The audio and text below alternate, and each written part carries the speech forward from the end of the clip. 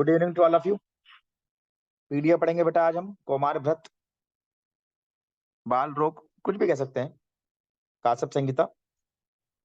तो ये मैं जो टॉपिक पढ़ाऊंगा, मैं आपको ये सब्जेक्ट पढ़ाऊंगा, कौमार भ्रत, बाल रोग, काश्यप, ये सब नोट्स से ही पढ़ाऊंगा। नोट्स में सब कुछ लिखा है, ठीक है। अगर आपको किसी बुक का रेफरेंस देखना है या बुक में कैसा लिखा है तो आप डीएन मिश्रा की बुक देख सकते हैं, पीडिया की, कौमार भ्रत की। बाकी मैं मॉडर्न के भी जो पॉइंट होंगे वो भी मैं आपको इसी नोट्स के माध्यम से पढ़ाऊंगा। दूसरी बात, आज जो मैं टॉपिक पढ़ाऊंगा ये नवजात शिशु परिचर्या, ये मैं आपको देखा जाए तो चरक की और सुश्रुत दोनों की पढ़ा चुका हूं। चरक शारीर स्थान 8वें चैप्टर में और सुश्रुत शारीर स्थान 10वें चैप्टर में। कुछ संस्कार भी आज मैं आपको पढ़ाऊंगा कि बालक के संस्कार कब, कौन से मास में, कौन से वर्ष में होते हैं। और फिर औसत मात्रा भी मैं आपको पढ़ा चुका हूं। तो आज उन्हीं टॉपिकों से स्टार्ट करेंगे जिनसे जिनसे हम रूबरू हो चुके हैं पहले। कल संडे है, कल क्लास ऑफ रहेगी। मंडे से मैं आपको काश्यप संहिता का वैशिष्ट्य जो होता है, काश्यप संहिता के बारे में क्या क्या है, काश्यप संहिता कितने स्तरों में पूर्ण हुई है, उसकी जानकारी मैं आपको नेक्स्ट क्लास से दूंगा। तो आज हम पढ़ेंगे नवजात शिशु परिचर्या, संस्कार और औसत मात्रा। ये तो रही पहली बात। दूसरी बात, कौमार भ्रत या बाल रोग या पीड़िया, जो भी आप, या काश्यप, जो भी आप समझें, जो भी आप कहें, इससे क्वेश्चन आते ही आता है। और नियर अबाउट आजकल 20% क्वेश्चंस इसी से आते हैं। दूसरी चीज, each and every class will be important. कौन सी क्लास से क्या आ जाए कोई नहीं जानता है, प्रत्येक क्लास इसकी महत्वपूर्ण है, तो आपको मिस नहीं करनी। अगर किन्हीं कारणोंवश मिस हो जाती है तो उसी दिन रिकॉर्डिंग देख लें, और जिस दिन जितना पढ़ाया जाए उतना आपको लर्न कर लेना है। अगर एक भी दिन आप स्किप करेंगे तो अगले दिन जस्ट डबल हो जाएगा, उसका ट्रिपल भी हो सकता है। क्या पता मैं 3-3 क्लास लेने लगूं, क्योंकि मुझे 15 फरवरी तक हर हाल में कोर्स खत्म भी करना है। तो आपको अब कहते नहीं, कमर में पेटी बांध लेनी है। एग्जाम बहुत नजदीक है, और ये एग्जाम अन्य एग्जामों की तरह नहीं है कि साल में 3 बार आ गया, 4 बार आ गया, सप्ली मिली तो सप्ली फिर पास कर ली।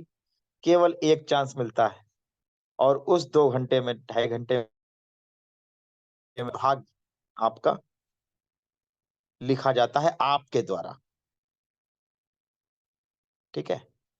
तो आपको अब लग जाना है। चलिए स्टार्ट करते हैं। नवजात शिशु परिचर्या। 3 लोगों ने नवजात शिशु परिचर्या के बारे में बताया, एक चरक ने, एक सुश्रुत ने और एक अष्टांग हृदय मतलब वाग्भट ने। तो चरक ने जो बताया उस पर लिखो पीएसएम पर गर्भ नजर। कोड है पीएसएम पर गर्भ नजर, बहुत पॉपुलर कोड है, हर कोचिंग वाला पढ़ाता है, ठीक है। हम भी आपको पढ़ा रहे हैं। पी फॉर प्राण प्रत्यागमन, एस फॉर स्नान, एम फॉर मुख विशोधन, पर मतलब पिचु वमन, फिर नाल छेदन करेंगे, फिर जात कर्म करेंगे और फिर लास्ट में रक्षा कर्म करेंगे। तो पीएसएम पर गर्भ नजर ये चरक रखते थे। सुश्रुत कहते थे उल्लू मुख पिचु ना जा अभ्यंग और स्नान। उल्लू फॉर उल्वा पर मार्जन, मुख फॉर मुख विशोधन, पिचु फॉर अगेन पिचु धारण, ना मतलब नाल छेदन, जा फॉर जात कर्म, फिर अभ्यंग और लास्ट में स्नान कराते थे। कौन? सुश्रुत। अष्टांग हृदय ने कहा यूपी ने एसपी से गर्भ जीता, यूपी ने एसपी से गर्भ जीता, यू फॉर उल्वा पर मार्जन, देन अगेन पी फॉर प्राण प्रत्यागमन। ना फॉर नाल छेदन, एस फॉर स्नान, फिर पिचु धरण, सा से स्वर्ण प्राशन, गर्भ से गर्भोदक वमन, लास्ट में जीता मतलब जात कर्म। तो ये तीनों के निमोनिक्स आपको मिल गए, क्या सीक्वेंस है ये आपको पता चल गया। अब सबसे पहले देखते हैं प्राण प्रत्यागमन। चरक ने प्राण प्रत्यागमन में तीन चीजें बताई, जैसा कि मैंने आपको बताया था कि अस्मनो संघटनम कर्णयो मूलो, शीत उष्णेन उदक का मुख में परिसेक, ये केवल चरक ने बताया है। और कृष्ण कपालिका सूप से हवा।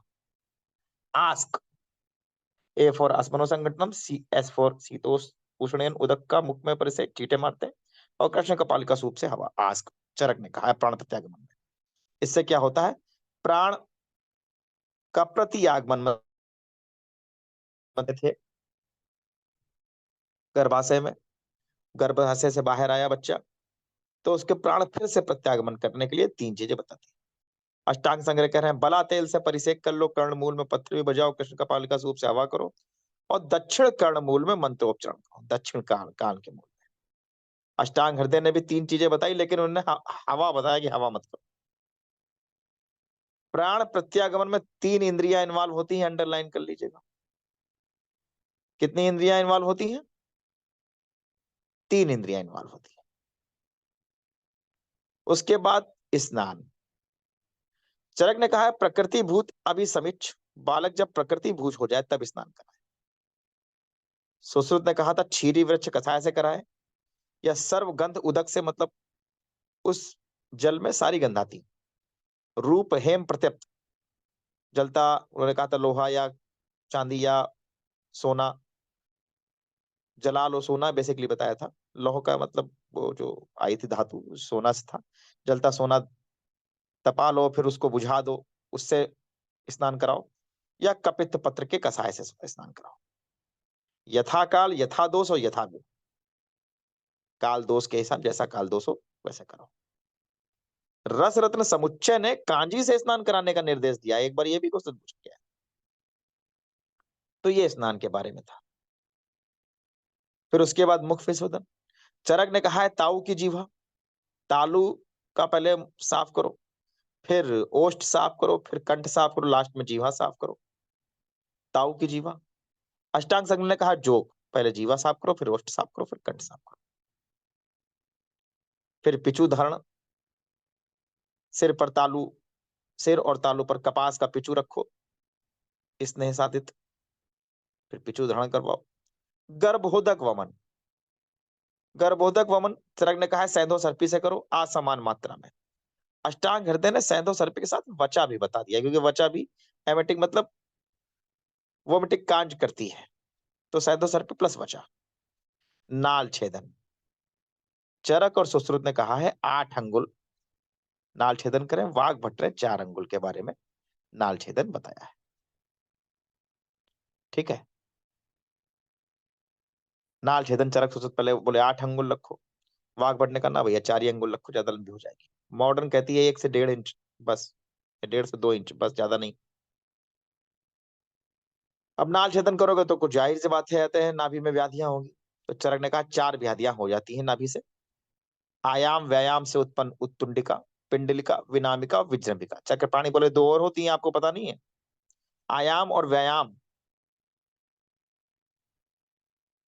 तो चक्रपाणी ने 6 व्याधियां बताई, चरक ने 4 व्याधियां बताई। अष्टांग संघ ने कहा 2 ही होती है भैया, विनामिका विजृंभिका। सुश्रुत ने कहा नाभि तुंडी होती है, वो वात दोष से होती है। तो ये नाभिनाल कर्तन व्याधियां हो गई। अब यहाँ पे विजृंभिका एक टर्म आया, याद करिए। विजृंभिका जब मैंने आपको बताया था, तो तीक्ष्ण कीट विष में भी आपको मैंने बताया था नाभिनाल कर्तन व्याधियां होती है, ये भी बता दिया आपको भी। और अभी आगे हम पढ़ेंगे क्षीरालसक, वो भी एक पीडियाट्रिसिन, पीडिया की ही डिजीज है क्षीरालसक, उसमें भी विजृंभिका आएगा। तो ये नाल छेदन के बारे में था, विभिन्न आचार्यों का मत। उसके बाद जात कर्म। जात कर्म क्या होता है, जात कर्म जैसे ही शिशु पैदा हुआ उसके साथ कुछ कर्म किया गया, कुछ खिलाओगे पिलाओगे उसको, तो वो जात कर्म हुआ कि मधु और सर्पी मंत्रों से उपमंत्रित कर चटाएं, और उसके बाद दक्षिण स्तन का दुग्धपान कराएं। ये चरक ने कहा था। फिर रक्षा कर्म, लास्ट में रक्षा कर्म कहा कि तंडुल बलि होम कराओ 10 दिन तक बीडी में, अथर्ववेद को जानने वाला ब्रह्मा शांति काल करे बीडी में, और तृण कंटक और तेंदुक की अग्नि प्रज्वलित करता रहे। ये रक्षा कर्म चरक ने बताया था। तो इतना तो प्रचर्या के बारे में था। अब शिशु पैदा हुआ है तो उसके आहार वहार देख लेते हैं। फिर चरक ने कहा प्रथम दिन तक मधु सर्पी से उपमंत्रित का दक्षिण स्तन का दुग्धपान कराना है, फर्स्ट डे से ही, फर्स्ट डे से ही उसका कराना है। सुश्रुत ने कहा ना ना ना, 3 दिन तक तो भैया कुछ नहीं, दुग्ध उतरता ही नहीं है माता के। तो प्रथम दिन क्या करना है, मधु और सर्पी अनंत मिश्रित मंत्रों से अपमंत्रित कर त्रिकाल 3 बार और टीडीएस में देना है। दूसरे दिन लक्ष्मणा सिद्ध सर्पी दो, तीसरे दिन भी लक्ष्मणा सिद्ध सर्पी दो, चौथे दिन फिर मधु सर्पी और पाणी तल मात्रा में, कितनी, पाणी तल मात्रा में बीडी में देना है। और लास्ट में जब लास्ट काल बचेगा, 3 काल की जगह लास्टवां काल, तो सायकाल से चौथे दिन दुग्धपान कराना है। डल्लर लिखते हैं प्रातः काल और मध्याह्न में मधु सर्पित हो और सायकाल दुग्धपान कराओ। अष्टांग संग्रह अष्टांग हृदय ने कुछ चेंज कर दिया। बोले प्रथम दिन अनंत जो लिखा है उसकी जगह अनंता कर दिया, दूसरा तीसरा ससुर जैसा रहने दिया। चौथा दिन जो है पानी तल मात्रा में सर्पी देते हैं, केवल सर्पी, और फिर दुग्धपान कराएंगे। और अष्टांग हृदय ने कहा पानी तल मात्रा में नवनीत दे दो, मक्खन, और फिर दुग्धपान कराएंगे। तो ये अष्टांग हृदय का मत हो। All are questions, all are questions. ध्यान से पढ़ते रहिए, ध्यान से नोट करते रहिए, दिमाग में घुसाते रहिए। सारे क्वेश्चंस हैं बेटा।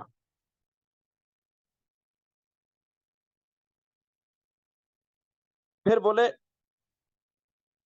स्तन्य परिवर्तन काल, स्तन आता कब है?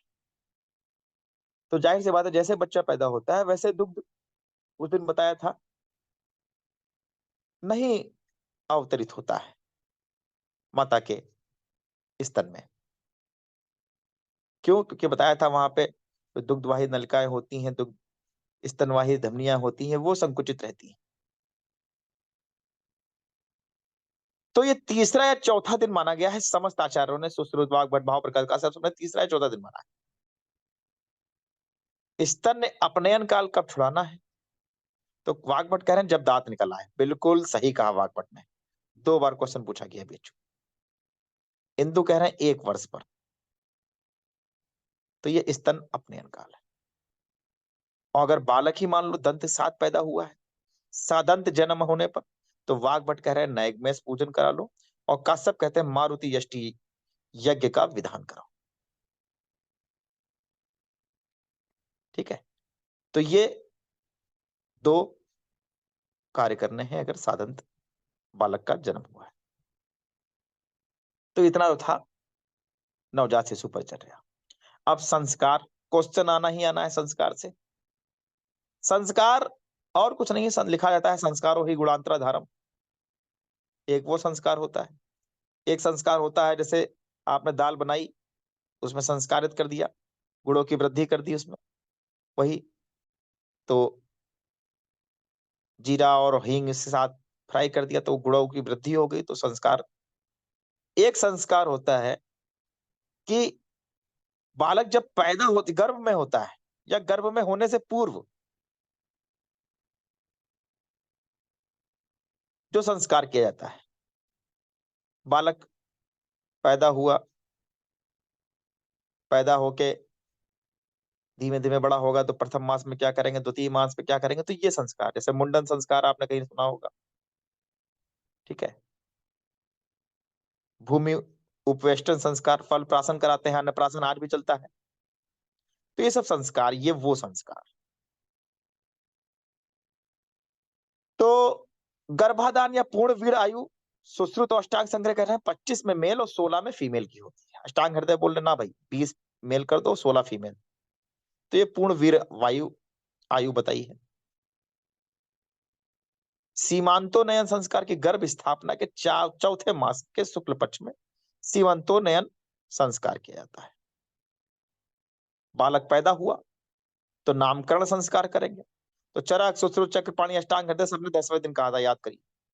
अष्टांग संग्रह ने 10वें 12वें 100वें दिन या 1 वर्ष पे कहा था। हारित कह रहे थे भैया 12वें दिन रख लो। और मनुस्मृति एक ग्रंथ है, उसमें 10वें और 12वें। दोलाशयन, दोलाशयन और कुछ नहीं, जो वो झूला है, वो झूले के लिए लिखा है दोलाशयन। मेल अगर बालक पैदा हुआ है तो 12वें दिन, और फीमेल अगर कन्या पैदा हुई है तो 13वें दिन उसको झूले में लेटा लेना है। सूर्य दर्शन और चंद्र दर्शन ये कब कराना है? काश्यप ने कहा है प्रथम मास में करा दो। सूर्य दर्शन और चंद्र दर्शन प्रथम मास में ही करा दो। दुग्ध संस्कार ये दूसरे मास में करा दो।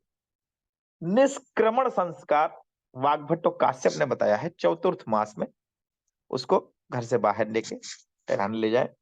कब? चतुर्थ मास में। हस्तश्वेत काश्यप ने चौथे मास तक कहा है हस्तश्वेत कराए। बालक पैदा हुआ है, उसकी स्किन बहुत सॉफ्ट होगी, तो हाथ हथेली को गर्म करके ही उसको श्वेत दे। उपवेष्टन या भूमि उपवेष्टन संस्कार, मतलब भूमि पर कब बैठाना है? तो वाग्भट कह रहे हैं 5वें मास बैठा दो। काश्यप कह रहे ना भाई मेरा लाडला है, मैं छठे मास बैठा लूंगा। तो वाग्भट ने 5वें मास और काश्यप ने छठे मास भूमि उपवेष्टन संस्कार बताया है। फल प्राशन आना ही आना है क्वेश्चन। काश्यप ने छठे मास में, केवल ये मौलिक देन है काश्यप की, फल प्राशन के बारे में और किसी ने नहीं बताया है। काश्यप ने कहा है फल प्राशन छठे मास में करा। और खिलौनों का यूज, खिलौने भी इसी मास में खेलने के लिए दो उसको। अन्नप्राशन सुश्रुत वाग्भट सब छठे मास बताते हैं। भाव प्रकाश कह रहे हैं छठे या 8वें मास। काश्यप ने कहा फल प्राशन हमने छठे मास में करा दिया था, 4 मास तक उसको फल खाने दो, 10वें मास में हम अन्न खिलाएंगे। तो काश्यप ने अन्नप्राशन 10 ने खिलाना कैसा है? 3 से 5 बार, ऐसा नहीं खाने वाला हो गया तो लो जो आ रहा है मुंह में बस ठूसे दे रहा है। 3 से 5 बार खिलाना है और अंगुष्ठ मात्रा में खिलाना है। फिर कणवेधन कराना है, ये हम बता चुके हैं आप। सुश्रुत सूत्र स्थान 16वें अध्याय में पूरा डिटेल में बताया था। छठे 7वें मास में रक्षा भूषण निमित्त, रक्षा और आभूषण के लिए कणवेधन करते हैं। वाग्भट ने छठे 7वें 8वें मास कह दिया है। धर्मशास्त्र ने छठवें 7वें 8वें और 12वें मास कहा है। कात्यायन गृहस्थ ये पूछता नहीं, इसने तीसरे और चौथे मास कहा था। अष्टांग संग्रह ने कहा है नवजात शिशु को 1 वर्ष के पश्चात ही घर से ले जाएं, लेकिन निष्क्रमण संस्कार 4 मास तक कर ले, मतलब बाहर जाके घुमाए आए फिर घर में ले आए। चूड़ा पारासर कहते हैं 1 वर्ष में, और अश्वलायन कहते हैं 3 वर्ष। स्वर्ण प्राशन डल्लड़ कहते हैं 1 वर्ष तक कराए। वेदादि या अक्षर लेखन संस्कार सुश्रुत वाग्भट ने कहा है जब बालक शक्तिमान हो जाए 5 वर्ष की अवस्था में उसको अक्षर लेखन मतलब पढ़ाई करने के लिए बताए। समावर्तन संस्कार वो 25 वर्ष में। पट श्वेत क्या होता है? काश्यप ने कहा 6 वर्ष का जब बालक हो जाए, 6 वर्ष के पश्चात अगर शोधन काल में सूल हो रहा है तो कपड़े से, पहले हाथ से गर्म कर रहे थे उसकी स्किन को, श्वेत दे रहे थे, फिर कपड़ा रखकर पट श्वेत करना है, क्योंकि उसकी स्किन अब भी आपकी स्किन से मुलायम होगी, सेंसिटिव होगी, तो पट श्वेत करना है। स्तन्यपान, स्तन्यपान कब कराना है? तो चरक सुश्रुत वाग्भट भाव प्रकाश कहते हैं जब धात्री का मुख पूर्व की ओर हो और बालक का मुख सुश्रुत भाव प्रकाश कहते हैं उत्तर की ओर हो। और समस्त आचार्यों ने दक्षिण स्तनपान की बात कही है। तो ये संस्कार के बारे में था, क्वेश्चन आता ही आता है। शिशु की औसत मात्रा थोड़ा ये भी पढ़ लेते हैं, ये भी हम पढ़ चुके हैं, केवल नोट्स हम आपको बता रहे हैं। काश्यप कह रहे हैं जात मात्र का औसत विडंग फल के समान देनी है मधुसर्पी के साथ। जैसे जैसे शिशु की वृद्धि होती है वैसे वैसे मात्रा बढ़ाना है, परंतु मात्रा आम्लक प्रमाण से ज्यादा नहीं होनी चाहिए। और 12 वर्ष से अगर कम वर्ष के बालक हैं तो एकांत रूप में निरंतर औषधि नहीं देनी, नहीं तो साथ में हो जाएगी। सुश्रुत कह रहे हैं अगर क्षीरप बालक है तो अंगुली पर द्वय ग्रहण संमिता, जितना 2 अंगुली के पर्व में आ जाए, चुटकी भर। और क्षीरन्नाद अगर है, क्षीर मतलब जो केवल दूध पीता हो, क्षीरन्नाद मतलब जो दूध और अन्न दोनों खाता हो, उसको कोलास्थी, कोलास्थी मात्रा देनी है, कल्क मात्रा में, कल्क की मात्रा में। और अन्नाद है तो उसको पूरे कोल के आकार की, कोल के प्रमाण की देनी। विश्वामित्र एक थे, उन्होंने कहा जात मात्र को विडंग फल दो, क्षीरप को कोलास्थी, और क्षीरन्नाद को कोल, और अन्नाद को उदुम्बर की मात्रा। सारंग धरो योग रत्नाकर ने कहा देखो भाई, जितने मास उतने रत्ती, 2 मास का है तो 2 रत्ती, 8 मास का है तो 8 रत्ती, लेकिन ये केवल 12 मास तक करना। फिर जितने वर्ष उतने मासा, मान लो 3 वर्ष का आ गया तो ऐसा नहीं 36 रत्ती देने लगे उसको ना, फिर जितने वर्ष उतने मासा कर दो, और ये 16 से 70 वर्ष करना, और 16 वर्ष से 70 वर्ष के पश्चात फिर घटा देना। तो ये सारंगधर और योग रत्नाकर ने एक सिंपल फार्मूला दे दिया, जितने मास उतने रस्सी, जितने वर्ष उतने मासा। और यह मात्रा कल्क चूर्ण और अवलेह की है। अगर क्वाथ देना है तो इससे चतुर्गुण कर लेना, 4 गुना कर लेना। तो ये सारंगधर और योग रत्नाकर ने बताया। सुश्रुत ने कहा रोगानुसार बालकों को मृदु छेदनी औषधियां देनी चाहिए, और शिशु को औषधि क्षीर और सर्पी के साथ ही देनी चाहिए, और माता को अगर देनी है तो केवल औषधि दो। सुश्रुत ने यह भी कहा कि अगर क्षीरप बालक है तो केवल माता को औषधि दे दो, क्षीर अन्नाद है तो माता और शिशु दोनों को दो, और अन्नाद है तो केवल शिशु को औषधि दो। काश्यप ने कुछ चूर्णों की मात्रा बताई। दीपनी चूर्ण की मात्रा अग्र अंगुली पर्व संमिता, जितना आगे की उंगली में आता है।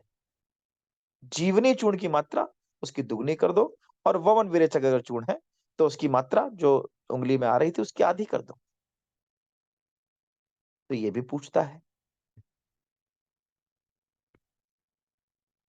और फिर मैंने आपको बताया था ये घृत की मात्रा है, कि जात मात्र का बालक अगर है तो कोलास्थी के बराबर घृत देना है। 11 से 20 दिन का है तो आधा कोल, अर्ध कोलास्थी के, अर्ध कोल के बराबर। 1 मास का बालक अगर है तो 1 कोल के बराबर घृत देना है। 3 मास का है तो 2 कोलास्थी के बराबर घृत देना है। 4 माह का है तो शुष्क आम्लक प्रमाण में घृत देना है, और अगर 5 से 6 माह का है तो आर्द्र आम्लक प्रमाण में बालकों में घृत देना है। ये अगेन मात्रा है। 9 पेज मैंने आपको आज नोट्स के पढ़ा दिए, शेयर कर दिए। बता तो मैंने आपको 22 से 23-24 मिनट में दिया है, लेकिन आपको याद करने में I am damn sure about it कि 2 घंटा लग जाएगा। तो इसलिए जितना पढ़ाया है तुरंत कुंडी मार के, अभी आधा घंटे में, 1 घंटे में, जिसकी जैसा बुद्धि है, जिसकी जैसी स्मृति है, आप रट ले। अगर अभी छोड़ देंगे तो फिर जो आगे पढ़ाऊंगा फिर वो याद करने में डबल हो जाएगा। किसी की कोई क्वेरी है तो पूछ सकता है, किसी को कुछ नहीं समझ में आया वो पूछ सकता है।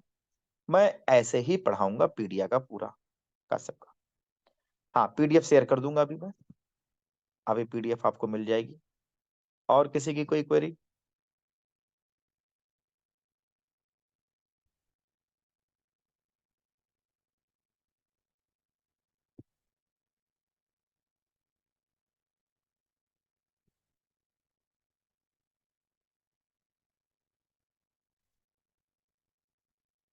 ठीक है स्टूडेंट, तो कल की क्लास ऑफ रहेगी, मंडे से हम मिलते हैं। कल मैं आपको बता दूंगा कि मंडे को मॉर्निंग में क्लास होगी कि नहीं होगी। ठीक है, जब तक पढ़ाया तब तक रिवाइज करिए। Okay dear student.